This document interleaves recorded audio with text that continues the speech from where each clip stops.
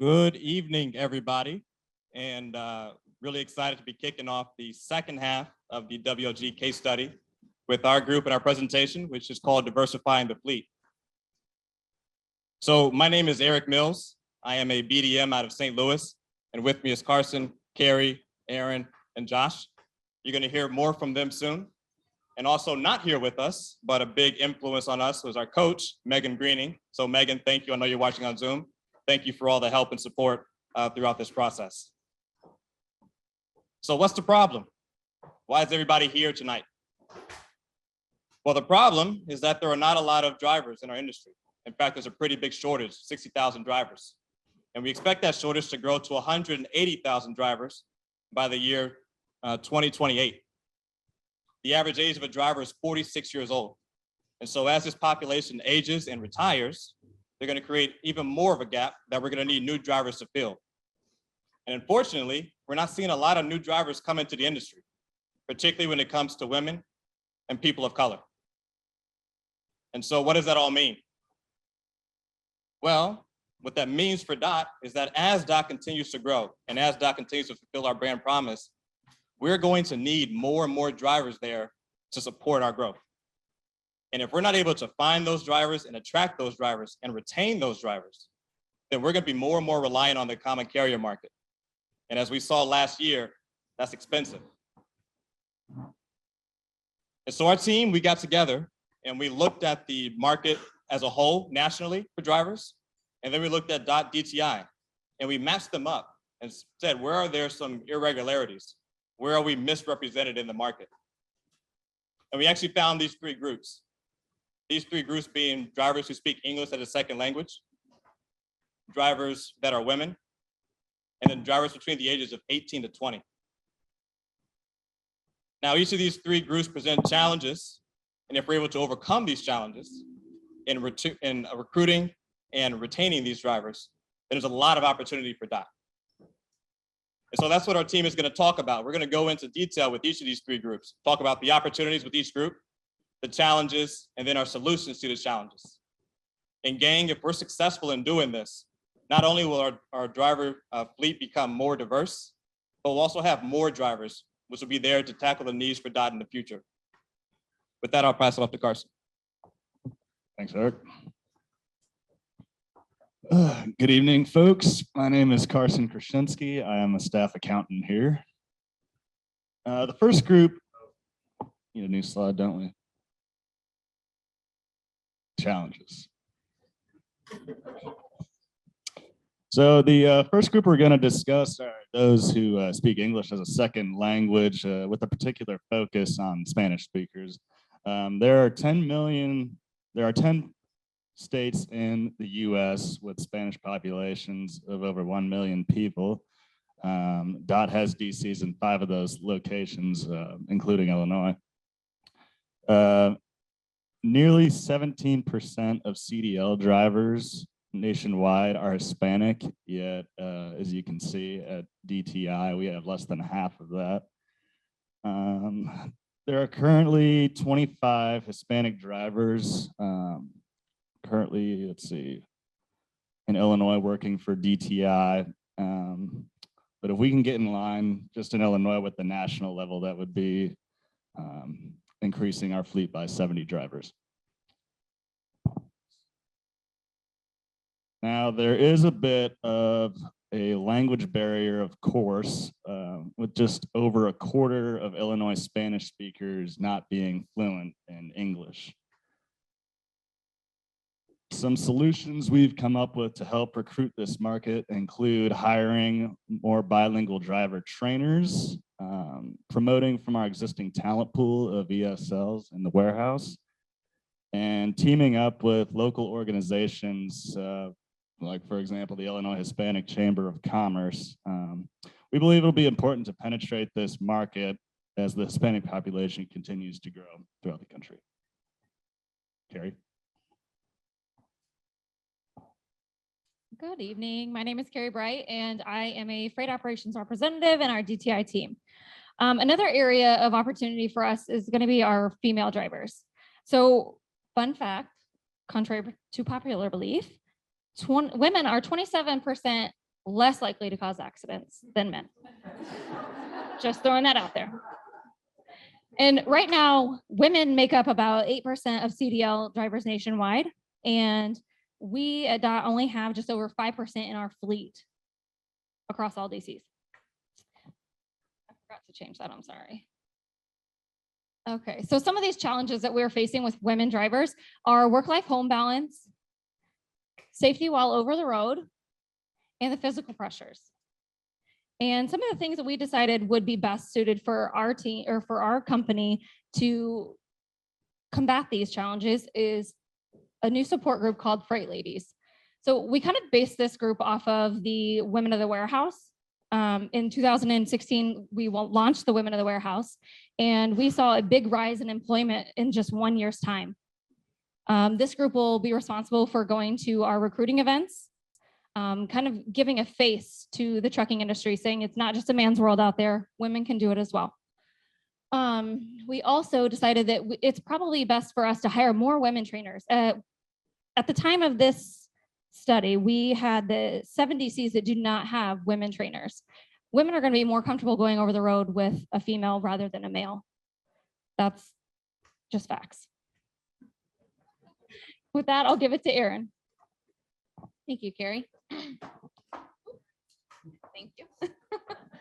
All right. Good evening. My name is Erin Smith. I'm an occupational athletic trainer here in Mount Sterling. Tonight, I'm going to discuss the opportunity that lies within the 18 to 20-year-old population. So 5.3% of CDL drivers nationwide are under the age of 21. Here at Dot Foods, we have 2. So by hiring more drivers in this younger age range, we could help reduce the average age of our drivers, thus delaying the need to replace retiring drivers and engage or locking in those younger drivers at the start of their career. We would need to hire 24 more drivers here in Illinois to match that nationwide 5% trend. So the challenge with this group is that most 18 to 20-year-olds are looking into construction work or manufacturing jobs if they're not already planning on going to college. So these other career opportunities allow the individuals to be home every night, and they don't require you to go back to school and the cost that goes along with schooling. Another challenge with this group is CDL drivers under the age of 21 are not allowed to cross state lines. So with that said, here's Josh.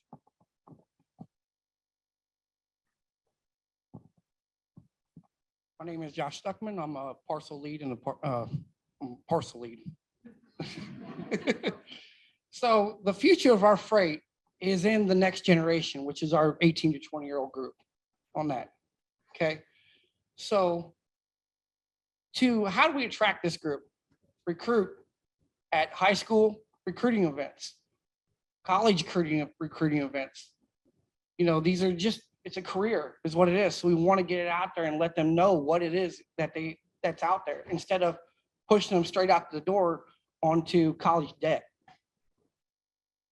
We could have a job shadow program. Then they could actually see what drivers do day in, day out before they actually get into that career. Decide whether it's what they want to do or whether it's something they don't want to do. Then we can kind of sweeten the deal and save them some money by either subsidizing or paying for their CDL schooling. The answers for all of these groups. Interstate drivers can be used with everything that we just discussed. And I'm saying intrastate, not interstate, just so we're clear on that. Typically, an intrastate driver is paid less in the market than a typical over-the-road interstate driver on this. So what we would need to do with this is we can go and take the pay for an interstate driver and simplify it. On top of this, we can also make a more predictable schedule for them, being that they're not crossing state lines. All states can have interstate drivers. But DOT has the greatest opportunity in all the states that we have DCs in to grow this group. Now I'll pass it back to Carrie.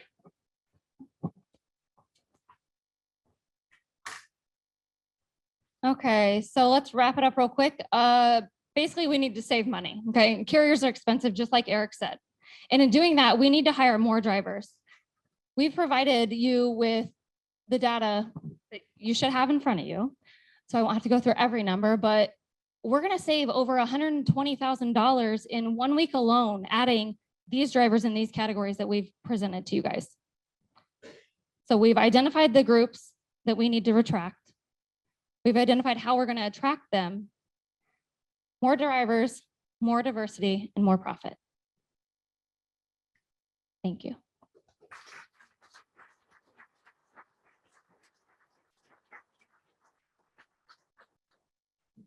Do you guys have any questions? Okay. Oh, I want to talk more about the freight ladies. I like the freight ladies. So tell me more about what the freight ladies are going to do. So they're going to be an advocate resource group for our women. Okay. They're also going to go out and try to attract more women drivers into our fleet. So we want to be able to make sure that they have a place that if there are, concerns over the road, or if they're seeing any pressures in their day-to-day stuff, or if even they need advice about home work-life balance, they have that group that they can go to. Like the WOW group, I think that there would be opportunity for them to do some kind of community events where the warehouse, they raise money for breast cancer awareness every year. So they have that opportunity. There's just endless opportunities I think that we have that we're not reaching out to. I would not be interested, but that's probably a good idea for someone else. Like their own social media channel, the freight ladies. 100%. I think that'd be cool. All right, I have one more question real quick. So on the ESL one, so the ESL one says that we need to transition people from Spanish to English. And I guess my question to you is, why do we need them to speak English in any way, shape, or form? Do you need to speak English to drive a truck?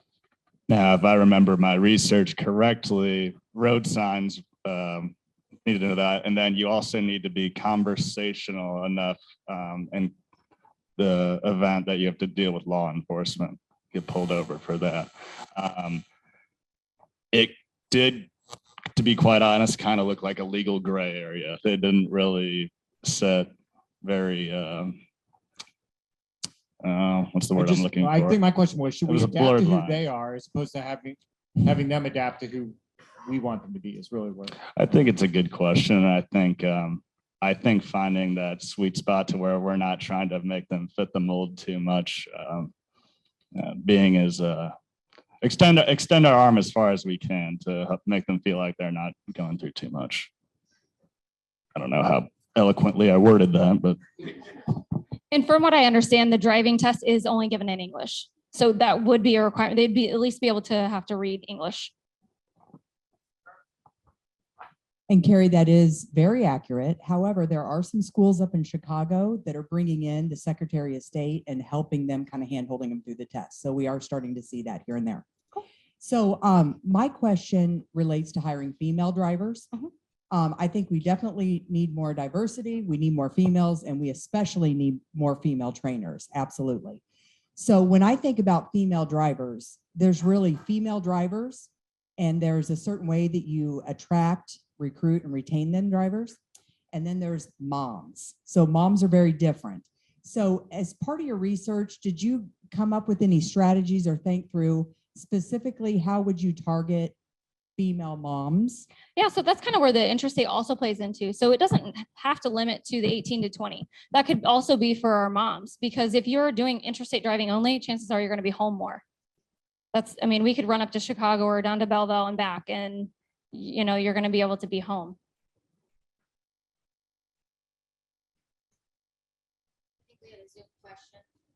We do. We have a question on Zoom. So first of all, great job to everybody. With your last recommendation with the 18 to 20-year-old segment, did the team discuss potential miles impact to other drivers in the fleet? Should those miles or lanes be reserved to current over-the-road drivers? Either one of you? So appreciate the question.